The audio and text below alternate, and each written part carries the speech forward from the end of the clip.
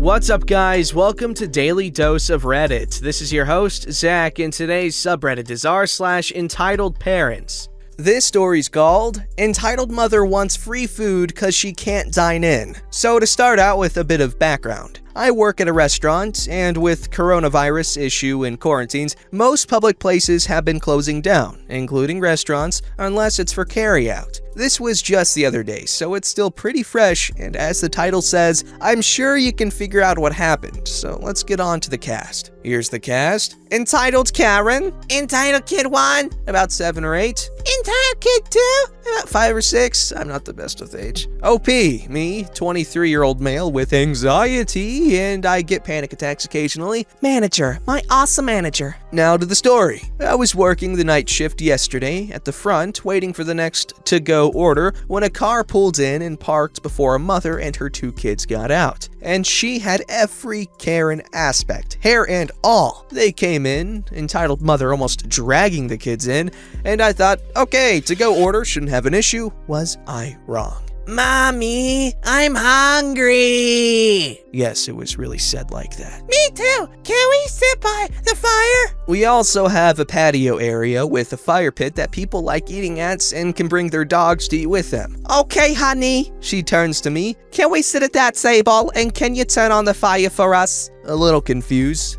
I'm sorry? The table for 3 by the fire? Geez, some people. I'm sorry, but we're closed for dine-in. We're only taking to-go orders. Would you like to see a menu? What? Fine. She pretty much snatched the menus from my hands. She took some time looking it over while her kids were complaining and yelling what they wanted. I got them some kid menus and crayons to calm them down a bit and keep them from running around the restaurant. The entitled mother then let me know what she wanted to get, and I put in the order. Then came back and said, that will be $42.38. Entitled mother in one of those classic high-pitched Karen whines. What? No. You have been so rude and won't let us eat here. We are not paying. You will give us our food for free. I'm sorry that you weren't able to dine in, but that is not our fault. You do have to pay what you ordered, or you can leave and have nothing. The entitled mother just went ballistic and had a tantrum that was probably bigger than any of her kids have had before. Good job being a role model. You'll have to excuse me for a second so I can get my manager. You can talk with her about your complaint while I get your food. She cut me off. How dare you, you little piece of sushi! How dare you be so rude? You kids need to learn to respect your elders. I'll make sure you are fired for being a freaking I started to get the feeling I get when I have a panic attack coming on, so I just ignored the entitled mother and called the office phone on the one we have at the front desk, and my manager said before I could say anything was, I'm on my way. She is a hero and already knows my anxiety, and whenever I have it acting up at work, she lets me step outside for a bit to calm down and have a smoke. I know it's bad for me. After getting to the front, manager says, Okay, OP, go take a break. Hi, I'm manager. I'm the manager on today. How can I help you? Yes, I want that employee fired. He has been very rude to me this whole time and... At this point, I was far enough away I couldn't make anything out, but I still hear her from the back. I step outside and sat down because I tend to lose my balance when I have an attack. I calmed down for a bit and had some water and a smoke, and when I was feeling better, I went back inside. At that point, the entitled mother and her kids left. I was told the rest from my manager. Apparently, the entitled mother said I refused to seat them, was impatient while she decided what to get, and that I was, insert a homophobic slur, and pervert trying to hit on her sons. My manager had none of her Byzantine sandals and told her she was watching the cameras the whole time and none of which happened, while pointing to a camera that was above her. Pay for the food and leave, or get no food and leave. Your choice. The entitled mother just grumbled in defeat and paid, and after getting their food, left without another word, but did put 0 for the tip. Go figure. At least it wasn't an issue that required the police. After that, my manager and I laughed about it for a bit, and I got a free meal and got to go home a bit early. My manager is the best. As for all of you, I hope you are all doing okay. Make sure to be safe and wash your hands often, and let me know if you want to hear more. Might be a little while till I have a new story, but I do have some more older ones.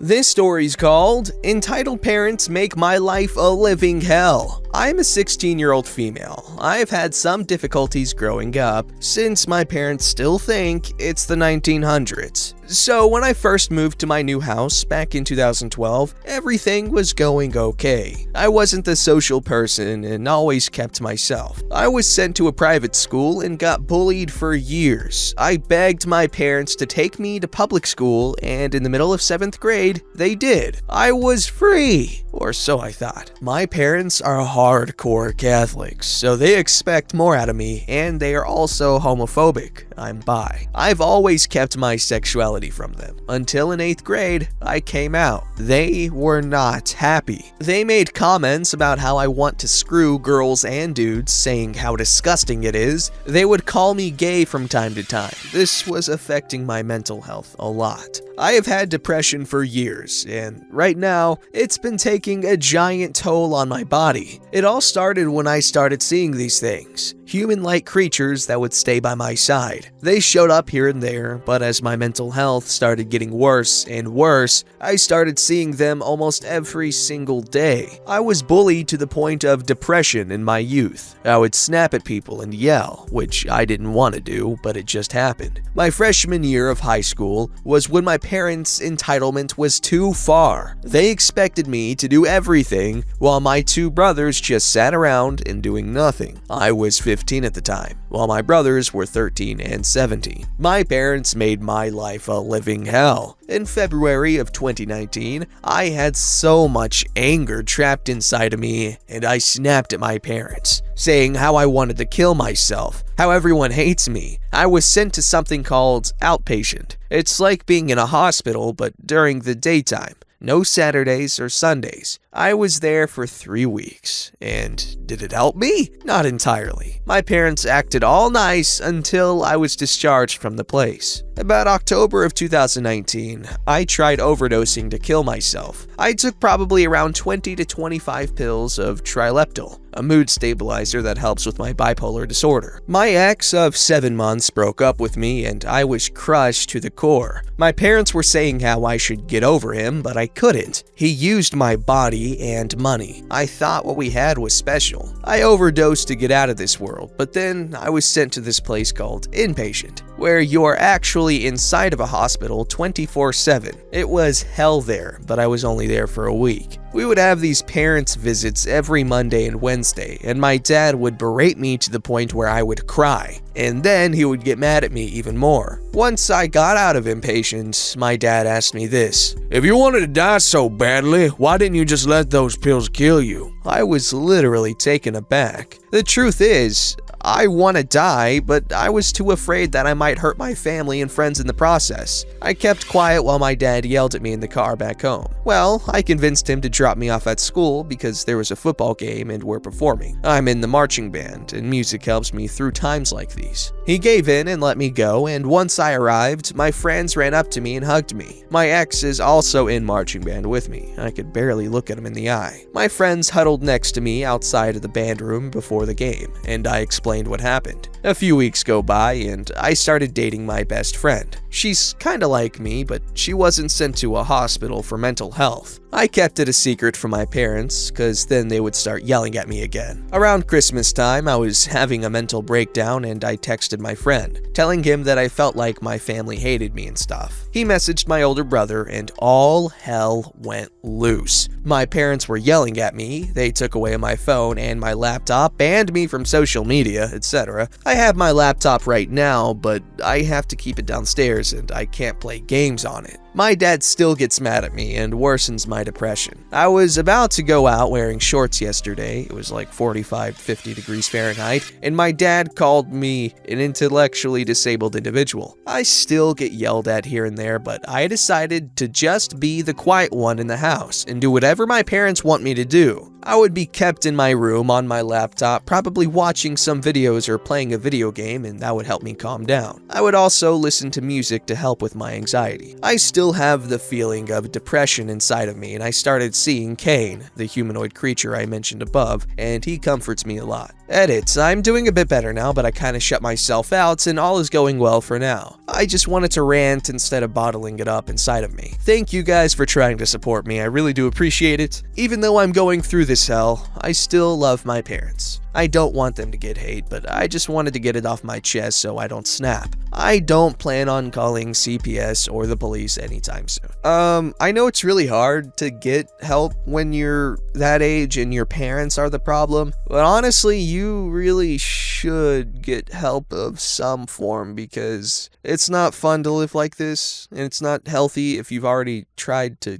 Anyways, yeah, these parents are horrible people. It's not like her freaking being bi at all changes who she is, but such is life when your parents use religion to repress you. This story's called Spit on and Bit by Entitled Kid. So it never occurred to me. I never posted this old story here. It's also a good break, I promise, amid all the virus entitlement swarm. So this was back during middle school when I was very active at our local playground. Now our park/playground is moderately sized and has a playground on either side of the park with a fountain in the center dividing the areas. Now, what I'll call Playground 1 is our usual grounds for our game we call metal or monkey tag. This involves tag, but only allowing to stand on metal parts of the playground railings, bars, slides, etc. Now, Playground 2 was the same, but it had no real connection between jumps for us. While in the middle of our usual game, in comes running a group of kids who were about 6 to 8-ish, I'd guess. And on one of our jumps, we narrowly missed one of them. After we checked if he was okay, this is how it went. "Yeah, I'm okay." "Sorry about that, but is it alright if you guys use Playground 2? We don't want to accidentally hurt you guys while we're here." Friend 1 says, "We'll be done soon. Don't worry, we won't take too long." His group of friends and him seem to appear to accept this at first. As we go on jumping, the kid comes back. "Can I join you guys?" "Sorry, it's very dangerous and you could end up hurt. Besides, we're about finished here."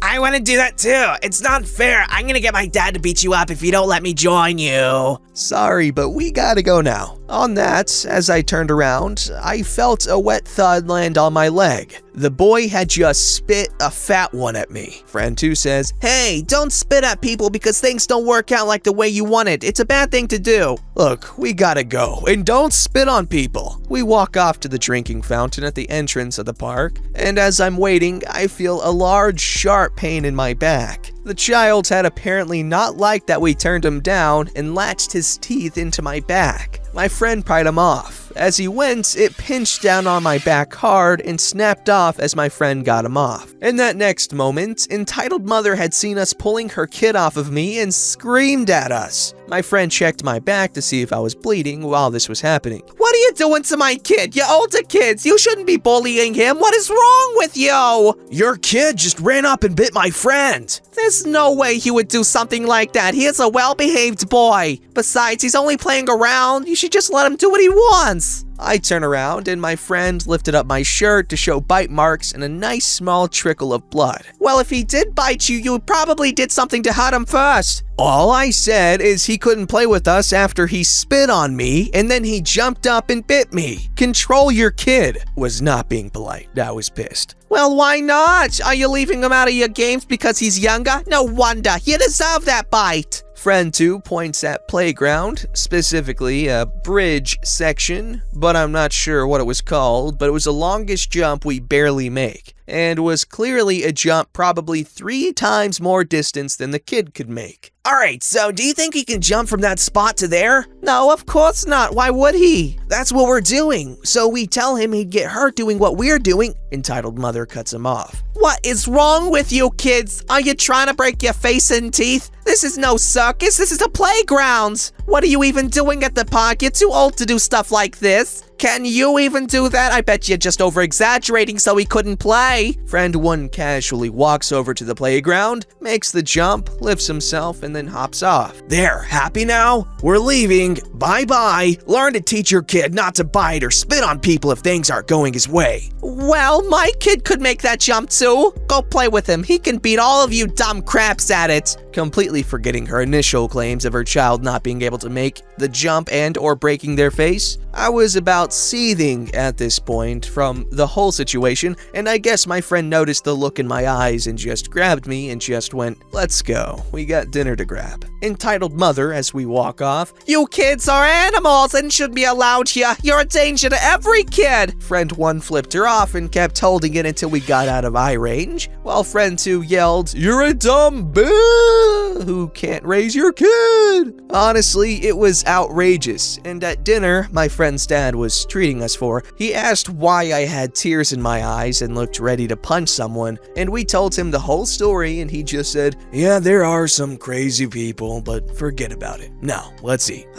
Don't you guys just love it when a parent picks their ego over their child's safety, happiness, and just general overall well-being? That's what just happened here, folks. That woman was stupid and entitled. Entitled parents. Oh, I just got the name of the sub. Don't forget to like, subscribe, and hit that bell to never miss an episode.